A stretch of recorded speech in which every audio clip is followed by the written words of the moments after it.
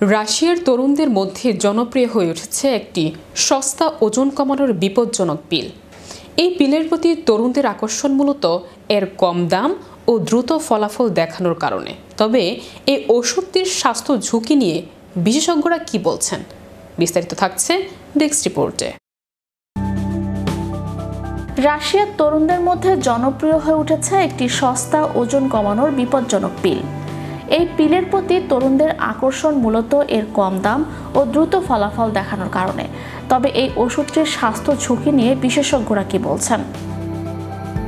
বিশেষজ্ঞরা বলছেন, যে কোনো দ্রুত ওজন কমানোর ওষুধ, বিশেষ করে সস্তা ও অবৈধভাবে প্রচারিত পিল, স্বাস্থ্যকে মারাত্মক ক্ষতি করতে পারে।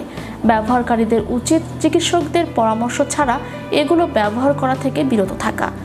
সেন্ট পিটার্সবার্গের 22 বছরের মারিয়া জনপ্রিয় একটি অনলাইন রিটেইলার থেকে ট্যাবলেটটি কিনেছিলেন। দিনে 2টি করে খেতে শুরু করেন। মাত্র 2 সপ্তাহের মধ্যেই তার মুখ শুকিয়ে যায় এবং ক্ষুধা প্রায় পুরোপুরি হারিয়ে ফেলেন। মারিয়া বলেন, খেতে তো ইচ্ছে করতোই না, এমনকি পানি পান করতাম না। প্রচণ্ড নার্ভাস থাকতাম, ঠোঁট কামড়াতাম, গাল চিবোতে থাকতাম। তিনি মারাত্মক দুশ্চিন্তায় ভুগতে শুরু করেন এবং নেতিবাচক চিন্তা তাকে গ্রাস করে ফেলে। ওষুধটা আমার মানসিক অবস্থার উপর ভয়ানক প্রভাব ফেলেছিল। এত তীব্র পার্শ্ব প্রতিক্রিয়া যে হতে পারে সেটা তাকে কেউ সতর্ক করেনি।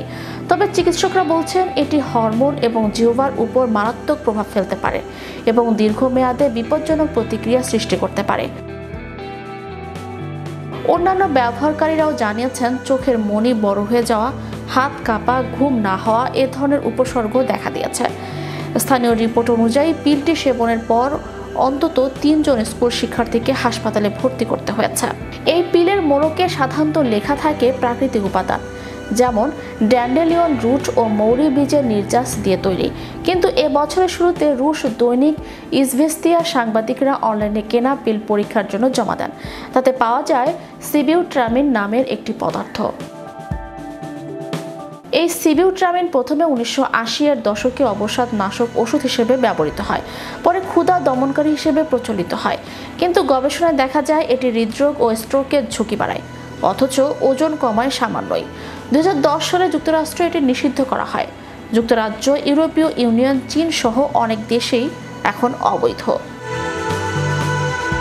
Channel Europe, news desk.